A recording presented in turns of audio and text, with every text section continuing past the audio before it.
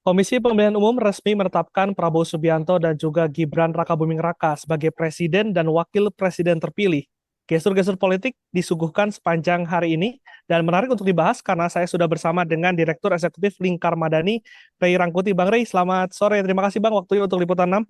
Sama-sama, selamat sore. Bang Ray, ini aku mau langsung nanya soal kedatangan dari Prabowo Subianto ke markas PKB. Sinyal kuat untuk koalisi, Bang?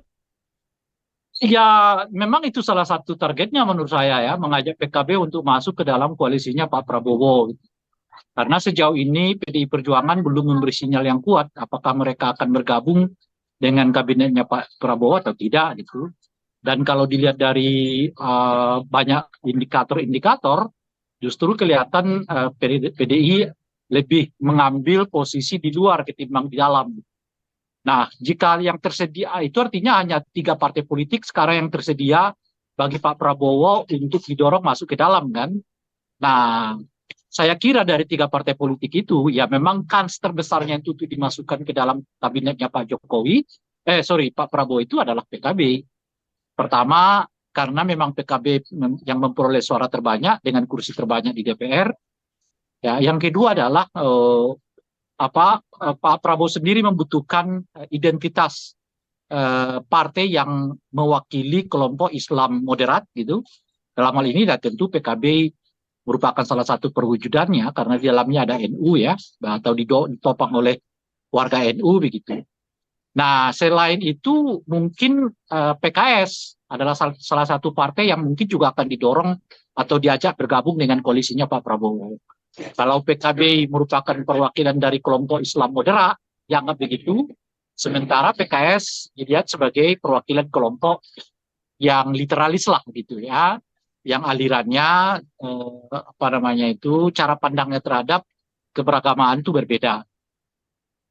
Saya Lebih kira kuat. dari tiga partai politik ini yang akan terakhir diajak bergabung itu adalah Nasdem. Karena Nasdem itu pertama suaranya tentu tidak terlalu signifikan. Yang kedua adalah nas, eh, eh, tidak memiliki impact apa namanya basis gitu. Karena basisnya Nasdem dengan Gerindra itu kan sama saja di kelompok kelas menengah dan juga di kelompok di tengah gitu. Nah, oleh karena itu keberadaan Nasdem mungkin akan diajak, tapi kalaupun dia diajak, dia adalah pilihan terakhir dari Pak Prabowo untuk masuk ke dalam kabinet itu. Saya kira pilihan Kalau utamanya dan sangat utamanya itu tetap PDI, tapi kalau PDI tidak membuka diri, ya tentu PKB, kemudian PKS mungkin akan diajak masuk ke dalam kabinet gitu. Oke, kalau PKB dulu itu lebih memperkuat untuk di parlemennya atau memang untuk memperkuat basis dari identitas Islam moderat itu, Bang Ya, itu yang Rey? saya sebut tadi dua-duanya mau diambil ya di parlemennya, di penerimaan publik terhadap Pak Prabowo di basis kelompok Islam moderatnya juga akan membesar gitu. Hmm. Ya dua-duanya mau diambil. Makanya itu kan mengapa PKB merupakan target pertama ya karena dari banyak aspek dia lebih lebih strategis diajak gitu, dibandingkan dengan dua partai politik yang lain gitu. Maka Hmm. dalam konteks ini juga lah mengapa saya mengatakan Nasdem itu adalah partai politik yang mungkin terakhir diajak oleh Pak Prabowo masuk ke dalam. Kenapa gitu ya? Karena itu tadi suaranya tidak terlalu tinggi di DPR pun juga ya basis politiknya kan sama juga dengan Gerindra yaitu sama-sama di kelas menengah dan juga sama-sama di apa namanya barisan tengah ini gitu kelompok nasionalis gitu. Kalau Bang Rey tadi mengatakan bahwa pilihan terakhir, tapi kenapa kemarin Nasdem menjadi partai pertama justru yang dikunjungi Prabowo setelah pencoblosan, Bang Rey? Ya karena kan Nasdem yang pertama kali mengakui hasil pemilu kan Hmm. itu kan yang sebenarnya dibacanya itu bukan Pak Prabowo, bacanya itu Nasdem yang ngarep gitu loh, ngarep diajak gitu kan ya tentu karena Nasdem pertama kali yang ngakuin ya Pak Prabowo ya mendatanginya karena kondisinya ini beda kalau kalau PKS dan PKB itu kan inilah apa namanya mungkin mau tetapi nggak begitu aja lah kelihatan maunya gitu loh kira-kira kan kalau Nasdem itu kan ibaratnya eh, apa namanya itu ya pengennya mau diajak banget lah gitu loh kira-kira justru yang begitu itu kan membuat pada tingkat tertentu nggak terlalu dipikirkan oleh Pak Prabowo. Wah, dipikirin loh. Orangnya tinggal kita bilang masuk ya pasti masuk gitu loh kira-kira. Nah, oleh karena itu dia nggak perlu ada upaya atau effort yang kuat untuk mengajak Nasdem karena begitu kita bilang masuk dia udah masuk gitu. Tapi kan kalau PKB itu harus dirayu dulu, dijanjikan ini itu, tawar menawar dulu gitu loh kira-kira kan. Sementara juga PKS juga akan begitu. Kalau Nasdem itu ya tinggal lo bilang masuk ya masuk gitu loh kira-kira. Jadi nggak perlu banyak effort. Makanya saya bilang dia adalah partai terakhir yang akan didekati gitu. Karena nggak perlu lagi pendekatan ke Nasdem. Hmm. Tapi kalau kita lihat juga tadi pada penetapan pagi tadi, Nasdem menjadi salah satu partai yang justru tidak hadir, Bang, dalam dalam penetapan KPU. Itu simbol apa yang Ya, Bang? yang kayak gitu jangan dibuat sinyal lah. Hadir nggak hadir macam-macam. Itu maksud saya gitu. Mungkin karena ada kesibukan, karena cara pandang ngapain juga kita hadir kan udah selesai, macam-macam lah. Jadi nggak selalu dipandang itu artinya mau berkoalisi atau tidak gitu. Jangan-jangan nanti yang berkoalisi PDI Perjuangan dengan Hmm. Prabowo, padahal mereka nggak hadir di apa namanya itu penetapan ini gitu. Nah itu maksud saya. Artinya ketidakhadiran PDIP ini bukan sinyal kuat untuk menjadi oposisi, Bang, karena kita tahu bahwa Bukan, tadi Pak bukan Ganjar dan juga Pak Mahfud juga tidak ada di situ itu gitu. yang saya sebut. Jangan hanya dilihat dari faktor itu. Hmm. Nah, jadi kalau kita lihat dari faktor itu, jangan-jangan sebaliknya nanti PDI yang akan bergabung, meskipun dia nggak hadir gitu. Tapi dilihat Peluangnya dari kalau banyak Bang, indikator yang lain. Indikator yang lain itu adalah PDI sampai sekarang belum membuka diri untuk berkomunikasi dengan Pak Prabowo gitu. kenapa Kecuali kalau Puan kan. Bang Ray Kalau lihat? Puan itu konteksnya mungkin menurut saya beda. Kenapa Puan? Ya Puan itu kan berkepentingan menjadi ketua DPR kan. Oleh Hmm. karena itu ya dia harus melobi juga semua ketua-ketua partai ya supaya posisinya sebagai ketua DPR itu nggak terancam. Karena Golkar juga kan minat gitu loh. Jadi dalam konteks inilah ya Puan udah seharusnya memang silaturahmi kepada ya partai-partai politik yang lain gitu supaya menguatkan dia sebagai posisi ketua DPR. Tapi Ibu Meganya kan sampai sekarang belum memberi sinyal apapun. Bahkan yang kita dengar dari Ganjar macam-macam itu menyebut mereka lebih siap menjadi oposisi ketimbang apa namanya masuk ke dalam gitu. Nah, Hmm. oleh karena itu kalau PDI itu tidak hadir tadi itu menurut saya implikasi dari sikap mereka sejak dari awal. Makanya ketidakhadiran itu hanya menguatkan sikap mereka sejak dari awal itu. Yang saya mau katakan itu jangan dibaca semata-mata karena itu gitu loh Pak. Tapi itu ya bagian dari sinyal keseluruhan dari sikap PDI yang kelihatan lebih memilih di luar ketimbang memilih ke dalam. Hmm. Bang Ray, kalau pertemuan antara Pak Prabowo dan juga Ibu Megawati juga sebetulnya kan sudah secara jelas diupayakan oleh kedua partai. Kalau Bang Ray melihat apa ya Bang faktor yang belum membuat kedua tokoh ini bertemu? Faktor tidak bertemu. Ya, Saya apa kira yang lebih membuat pada Ibu pertemuan? Meganya. Ya, Ibu Meganya mungkin belum apa namanya ya, belum melihat urgensi dari pertemuan ini apa. Pertanyaannya memang kalau tujuan pertemuan itu apa sih sebetulnya gitu? Itu kan pertanyaannya. Kalau ngajak gabung Bang Ray untuk Kenapa? kalau untuk mengajak untuk bergabung, Ya kan artinya tujuan dari pertemuan itu kan lebih bersifat pragmatis ketimbang idealis kan. Dan hmm, moral di situ mungkin Ibu Mega merasa kalau ketemunya cuma ujung-ujungnya bagi-bagi kursi buat apa gitu loh kira-kira. Ngapain kita harus bertemu gitu kira-kira tuh. Nah pertanyaannya jadi di situ menurut saya, apa sih urgensinya harus ketemu ketua-ketua partai ini gitu. jadi Bang Ray melihat bahwa PDIP lebih baik ada di luar sebagai oposisi. Kalau saya sendiri berharap begitu.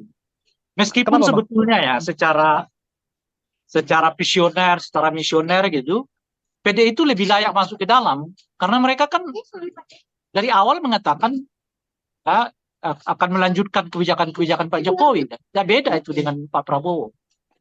Nah, mestinya nggak ada alasan sebetulnya bagi kedua belah pihak untuk bertemu. Karena mereka nggak punya jarak kecuali bahwa mereka bersaing aja. Secara Hmm. ideologis nggak beda, ya, secara visi nggak beda, ya kan karena sama, cara misi juga nggak beda gitu. Nah, masalahnya sekarang itu adalah mungkin PDI belum melihat alasan-alasan yang lebih dari sekedar kepentingan partai, kepentingan kursi untuk masuk ke dalam gitu loh kira-kira. Nah, Hmm. mungkin karena itu mereka memilih di luar. Nah, dalam konteks di luar itulah ya Ibu Mega sekarang merasa nggak punya kepentingan untuk bertemu dengan Pak Prabowo. Apa yang harus, sebab pertanyaannya lagi-lagi seperti tadi, terus ketemu mau ngapain gitu loh. Hmm. Kalau cuma sekedar hello-hello kan bisa via handphone, bisa via WA, ya kan macam-macam gitu kan. Terus sama ngapain ketemu-ketemu? Kita seolah-olah ketemu buat ada rekonsiliasi-rekonsiliasi, tapi saat yang bersamaan kita melupakan berbagai peristiwa yang ada gitu. Mungkin itu yang mau disampaikan Ibu Mega gitu. Dalam bahasa yang lain, Ibu Mega mau mengatakan jangan sampai rekonsiliasi-rekonsiliasi, ya kan, politik-politik harmoni itu, cipika-cipiki, justru dalam rangka melupakan ya persoalan-persoalan yang dianggap begitu banyak menyertai pelaksanaan Pilpres 2004 yang lalu.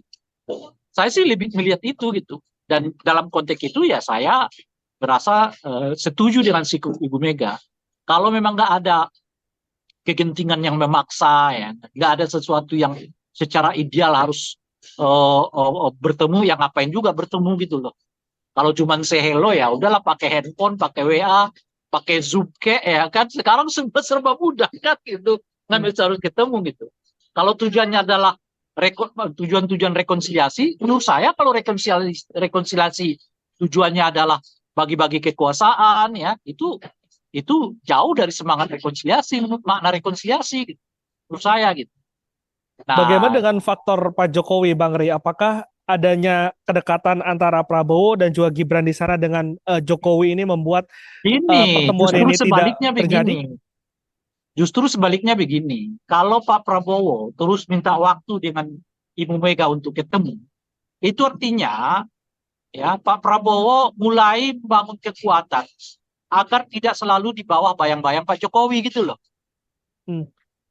Nah, artinya kalau Ibu Mega sebetulnya mau melakukan tindakan yang katakanlah ya membuat sedikit jengkel Pak Jokowi, dia ketemu tuh sama Prabowo gitu.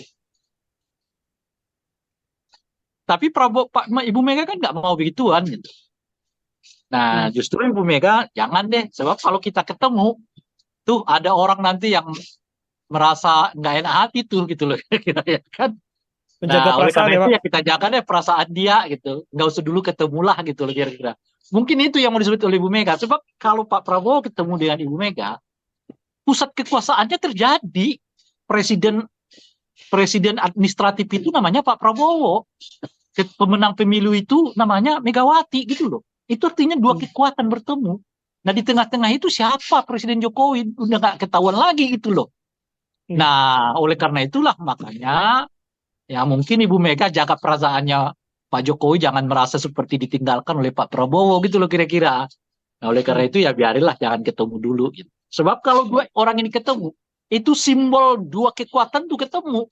Kekuatan di eksekutif dan kekuatan di legislatif gitu loh. Hmm. Oke, Bang Rey, ini pertanyaan terakhir, Bang. Untuk peta Hmm. politik sampai dengan Oktober mendatang, kalau Bang Rey melihat apakah akan ada partai politik yang nantinya akan menjadi berperan sebagai oposisi atau seperti apa, Bang Rey? Ini kan yang kita tunggu ini apakah angket jalan atau tidak, ya kan? Menurut saya salah satu yang tentu saja buat eh, turbulensi politiknya itu namanya angket. Hmm. Tapi kalau angket tidak jalan, saya melihat punya potensi beberapa kebijakan Pak Jokowi itu mulai akan mendapat hambatan gitu. Apakah konteksnya misalnya dengan apa namanya dana bagi IKN atau percepatan pembangunan IKN atau percepatan pembangunan apa namanya birokrasi IKN dan seterusnya, mungkin sedikit banyak akan mendapat hambatan dari PDI Perjuangan. Itu kalau PDI tidak menggunakan hak angket. Artinya beberapa kebijakan Pak Jokowi mungkin sedikit banyak akan mendapat hambatan. Dan itu udah kita lihat. Setidaknya di Undang-Undang DKJ ya kan, di mana mestinya Dewan Presidium itu langsung dijabat oleh wakil presiden, itu artinya ditolak. Karena wakil Hmm. presidennya kan adalah Gibran gitu ya.